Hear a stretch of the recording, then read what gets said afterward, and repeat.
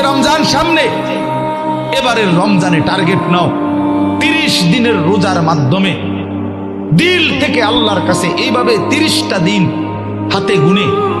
তুমি আল্লাহর সাথে ওয়াদাবদ্ধ হও যে আল্লাহ 30 দিন আমি রোজা রাখবো। এবং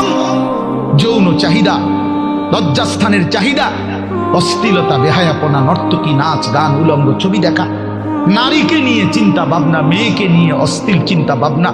অবৈধ কোনো প্রেম সম্পর্ক, হারাম কোনো রিলেশন, এই সব ত্যাগ করে বন্ধু 30টা দিন মনোযোগ দিয়া রোজা রাখো, তারাবি পড়ো, ইফতার করো, সাহারি করো,